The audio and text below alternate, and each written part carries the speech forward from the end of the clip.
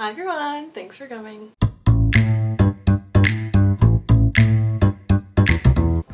Today we are going to pick my January TBR.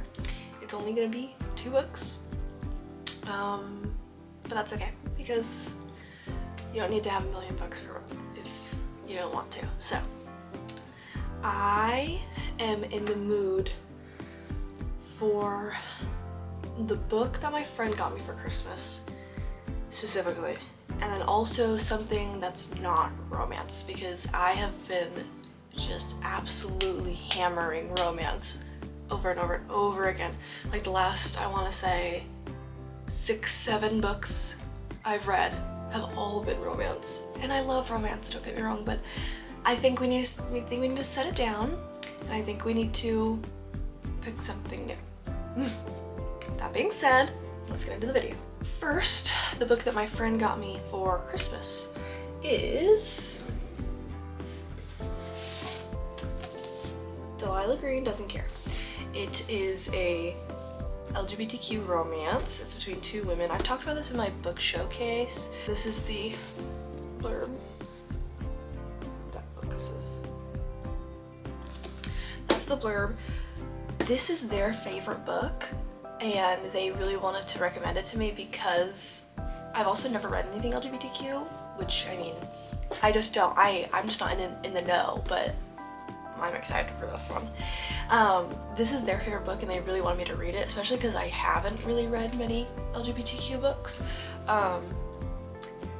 And I guess that they just like love the characters in this and the storyline, and they gave this one specifically to me because it doesn't have any like pregnancy trope, yes, thank God, or any like children at all, which I've talked about in previous videos.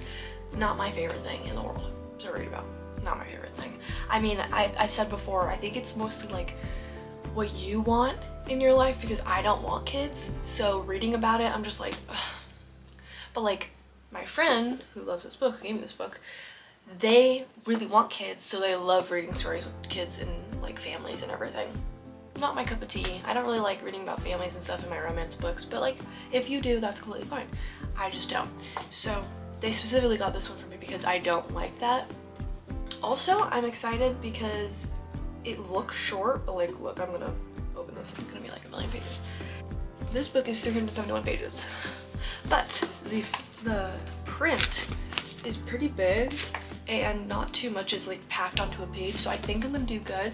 I wish I had it with me, but I think it's called The Shack, and it's a really small book. It's like maybe like that big and like that wide, but it's like super thick because there's like 1,000,000 pages in it, and the font is super little. I've been avoiding that one. I can't lie. It sounds really interesting, but I just don't know if I can bring myself to like sit there and like, I don't think I can do it. But yeah. But I just figured that I'd show you guys like what I'm doing each month, even though it's not that much. Also, I'm planning on doing a read with me for this book, if that sounds interesting. Woo, I'm so glad you find it interesting. But anyway, for my next book, it's one of my new books. If you watched my Gingerbread Bakery read with me, I did like a little haul of the books I got from one of my gift cards, and one of them was The Black Phone. I don't think this is the original cover, because it also says that it's originally published as 20th Century Ghosts, but this is a movie that I love, love, love. This is like a Halloween movie that I watch every single year, and mostly because it doesn't really have bad jump scares. I'm kind of a wuss. I hate jump scares. I hate them so much. I like thriller movies that don't have jump scares. Yeah, I don't do well with jump scares. I actively avoid them. I actually found, okay, for my fellow jump scare hating people, I found a website that tells you the exact timestamps of the jump scares in movies, okay? So it's called where'sthejump.com. Not sponsored, but where'sthejump.com.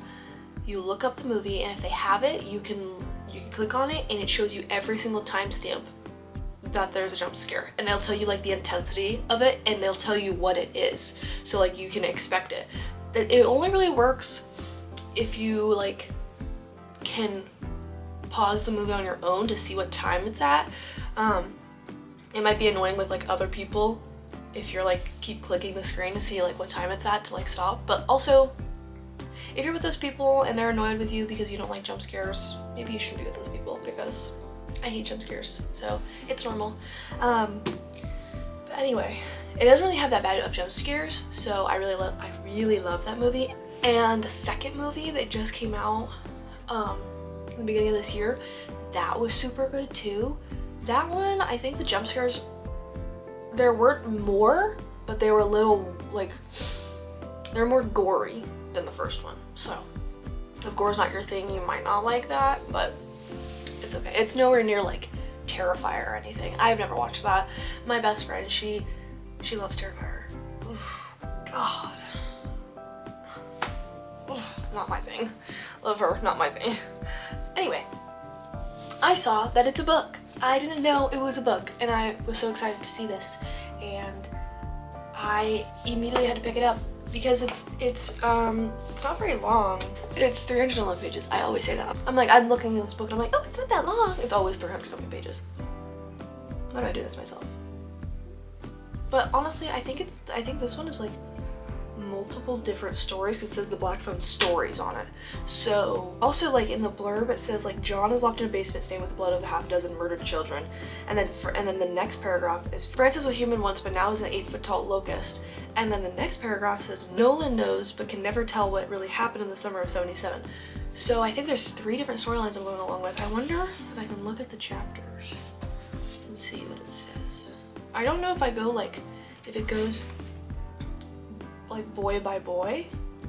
I think it does. Let's see. I'm confused flipping through this. I don't exactly understand how this is structured. I think maybe it goes back and forth. Not completely sure, but I think it goes back and forth because the 4th chapter is talking about a locust. I don't know how to say that word. If I'm saying it wrong, please correct me, but that one's about, it says you will hear the locust sing, and then the 7th chapter is the Black Phone, which is the first story, and then the locust is the second story. So I think it keeps going back and forth between them, but that's interesting because I haven't really read a book with that many stories. I have another one that has 3 stories.